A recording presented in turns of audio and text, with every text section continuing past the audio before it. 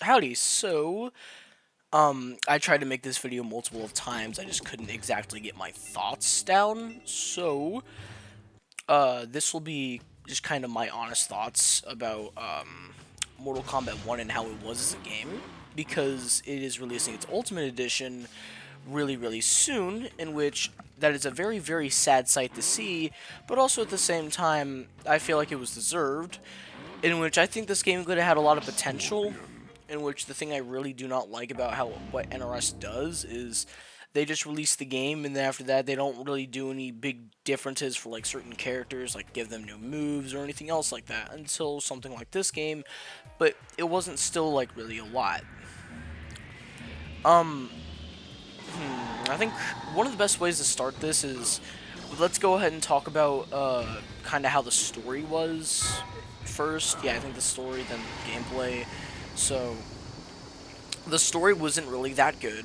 You know, swapping the whole entire thing around, like a whole shenanigans thing. Is just we're gonna see characters like Scorpion. We're gonna see Kuai Liang as Scorpion, and Bihan as Sub-Zero still, which that's fine.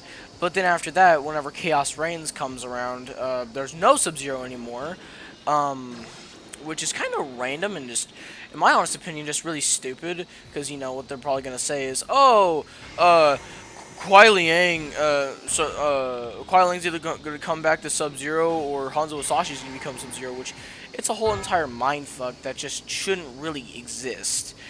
Trying to make things complicated without really any reason to make them complicated, if that makes any sense. Having a whole entire twisted ass thing about all these characters, just having them being literally just twisted right upside down, in which it makes their stories really fucking terrible. In which I like Baraka in this game. He's probably one of my favorite adaptations of Baraka, but he's also just really fucking annoying. Whenever all he talks about is his fucking illness and all that stuff, there's more to the character than just a fucking illness. That's just the whole entire thing. That's the reason why I like playing these old games, is because there's not a whole bunch of multiversal time traveling bullshit and everything else like that. MK11, I didn't like the game, but a lot of people genuinely thought about this game as like the final, as people thought MK11 was the the start of the downfall. But back to the story. What they mostly did was just twist things right upon their head. Oh, it's cool to see Reptile and Baraka as good guys. It's a cool what-if idea. And after that, we see certain characters like Smoke have pretty much zero fucking character. All he is just loyal to Kuai Liang, in which, the old games, we're even going to talk about the second era, because this is the third era. The second era even gave Smoke character. Every universe gave Smoke character, for fucking, except for MK1. That's, that's just bullshit. It genuinely is. Just sacrificing a character's potential and everything else like that, just because, oh, he's just meant to be a loyal character. But also at the same time, we could also say that for a lot of other things as well. I think Raiden's also pretty shallow. Kung Lao is just an arrogant, fucking annoying ass character. I think Sector and Bihan is a very, very, very dumbass ship, in my honest opinion, in which it just makes zero sense to be put inside of the game. And, well, yeah, I think Cyrax was formed in as a character pretty okay, but also at the same time, I think characters like Scorpion have zero flavor. Like, they're just fucking boring. They're boring ass characters that everyone just fucking, you get what I mean. It's just everyone hates how fucking bland this character has become, which kind of just gets on my nerves whenever all people just think is because some people will view Mortal Kombat 1 as their first Mortal Kombat game. And even still, certain characters like Shang Tsung and General Shao are kind of just evil for no reason. It's just, I mean, yeah, I know it's fine to make characters evil for no reason, yeah, I mean, sure, but, I think that's just kind of mostly it, what I think. well, except for, Chaos Reigns. Chaos Reigns is just a whole entire mind fuck. Noob Saibot was not even didn't even feel like a sacrifice, in which it should have. It genuinely should have.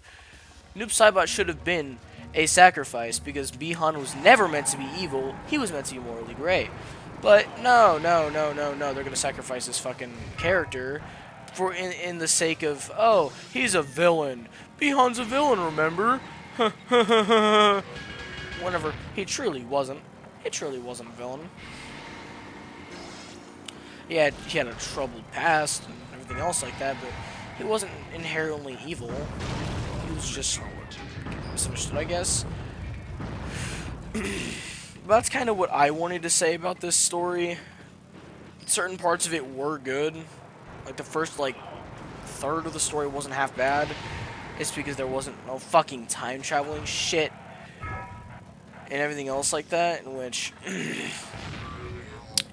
think it's nice to see, zero time traveling inside of a Mortal Kombat game, in which, yeah, the concept is good, but also at the same time make the characters fleshed out and everything else like that. But everyone knows. I would be fine with a shitty story if it had good gameplay, though. That's my honest opinion about it. I'm a man who values more gameplay than story. In which, if anyone wants to know a fun fact, MK1 came on my birthday, September 19th. My 15th birthday to be exact, but, it's a little fun fact. One thing that I do have to say, though, is Mortal Kombat 1's gameplay. At first, it wasn't half bad, but slowly it just became much more of a stupid fucking mess, in which all people used was fucking Johnny Cage Peacemaker, then Johnny Cage and Homelander, and after that just Homelander. I think that at the very end of the game, whenever I saw Foxy Grandpa's final thoughts about the game, everyone used Homelander and Farah because there was no downside to it. In which, certain characters would be higher up than other characters because they're because of the cameos that are assisting him. I don't feel like that should be a thing. It should just be the raw character in and of itself. It's because it feels like most characters have their moves cut in half. That shouldn't be a normal thing. That should be happening with characters, in which, it's just a normal thing that happens with them, in which it shouldn't, but it's just how it is. Like, for example, Sub-Zero, it feels like a lot of the gaps in his combos could have been most likely could have had much more to them, but no, we're just gonna have the cameo. We're just like the developers say, oh, we could just have the cameo fill out parts of the gaps of the characters, so let's just pretty much cut the characters in half, which doesn't really make a lot of sense. In which it's just it makes it so the characters have a lot more potential with combos, but also at the same time the character should have a lot of potential without the fucking cameo in and of itself. That's the thing that just gets to me, at least, in which I just felt very fucking betrayed. In which one of the things I will have to say is this. Combat Pack 2 was terrible. I say it was awful. I think Combat Pack 1 was okay. Certain characters, I feel like, shouldn't have not really just been inside of a Mortal Kombat game. Not Injustice. Like, for example, I think there was meant to, a 2.5 Combat Pack, which was meant to, I think, include characters from Rumors. Characters like Invincible, Chucky, that's the only characters I know from it. And after that, there was meant to be 2 playable characters. I think one of them was meant to be Kotal Khan. It's because they wanted to give the game one more chance if 2.5 didn't sell well, which most likely wouldn't have. It's not because the characters suck, it's because the game sucks. The game was so, in certain ways it was very expansive with combos, and in other ways it's very limited with combos. The game is the game is, I wouldn't necessarily say overhated, because certain things like buying a $10 skin at the beginning of launch is pretty fucking shitty. And after that, buying a skin for $5 is not good either. Don't act like it's something fucking special. No, it's not. It sucks ass still, no matter what. Which kind of gets to me, at least. Is that they're just gonna go ahead and, they're just gonna go ahead and have people waste their fucking money. In which, another thing about it is just that this is part of NRS's fault as well. You know, they could make a fair deal and say like, oh hey, if you're gonna pull a like they could make a good deal with the fans. It's just like, oh hey, if you're gonna charge us a lot of money and try to pull a fast one, pretty much, what if we get more fucking content? Because we didn't get a lot of content this time around. We really didn't in this entire game's lifespan. Don't say, oh, if you got another year. No, nothing would really happen in a fucking year. It took forever to get a warrior shrine for people in Combat League. It took a fucking year. Something that is so damn fucking simple, that's not even funny. It's pathetic. These people have been developers for fucking years. In which I feel like the people who are writing these Mortal Kombat stories, in which the reason why everyone had so much potential for the third arrow is because we thought there wasn't going to be any more fucking time-traveling bullshit.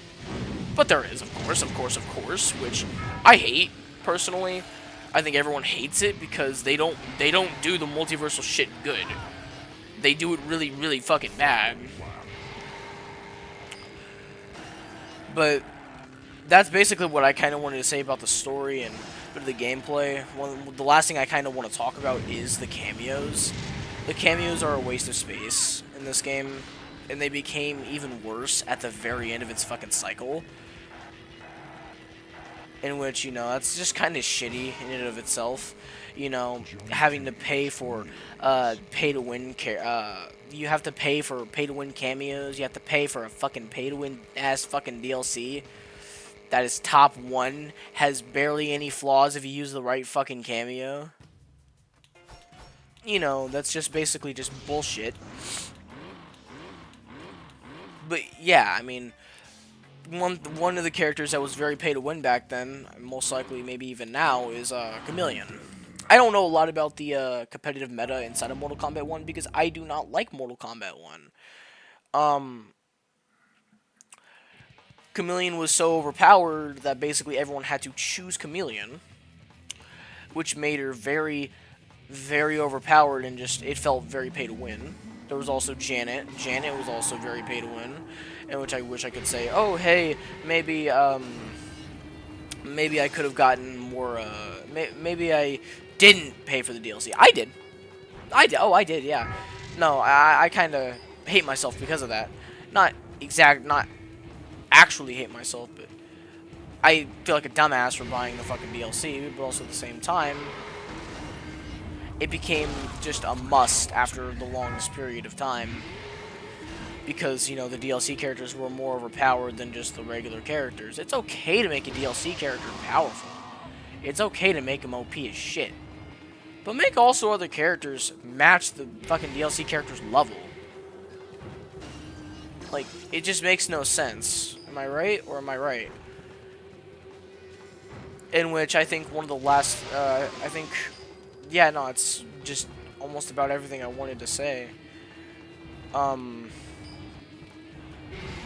think, you know, again, damn it.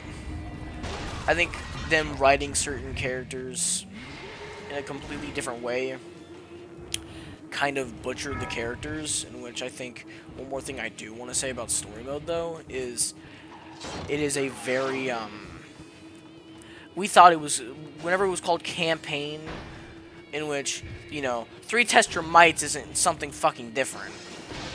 Oh, but you can die in these ones, not like in MKX. Oh, no, still, it's gonna fucking suck anyway.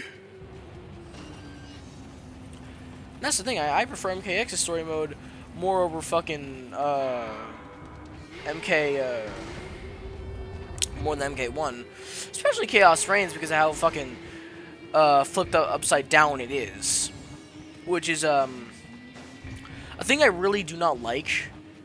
You know, the best thing about Chaos Reigns was the first 15 minutes of Chaos Reigns whenever Bihan crashed Kuai Liang's wedding, in which what I feel like what should have happened personally is that I think Chronica should have been right. That you can't fully change reality. Characters are independent in and of themselves. Yeah, there'll always be evil and there's always going to be good. Chronica was a terrible villain, but you know, it just makes the most sense. In which one thing I do just want to say is that we all thought the whole entire game was just meant to be a fresh start. No extra characters, like no extra multiversal bullshit, like fucking uh, Johnny Cage Scorpion or some other shit. And we thought at first someone like Onaga would have been the big bad, which obviously do not overuse old characters just for nostalgia bait and all that other type of shit. But which they need to get better fucking writers. I'm not trying to diss the writers, but holy fuck, this game was bad. Gameplay wise, story wise, in the fucking mechanics, everything. It wasn't that good. We all gave it grace at first because, you know, oh, it was a new release. It's been over a year now and barely anything has been around the fucking game. I mean, certain characters still have like one or two skins. That's bullshit. That's complete and utter bullshit. In which that shouldn't even be allowed in a game like this that was meant to be originally charged for $70 fucking dollars. But this will be unscripted. This will be unscripted and unedited because I just wanted to get my thoughts out. The reaction video will come. I'm probably gonna either film it today or, you know, some other shit like that. This is Powerades. I hope you guys like and subscribe. If you want to check out my other content, I would love for you to check out my other content. I post variety and all that other type of stuff. And well, yeah, I'll see y'all later. Bye bye.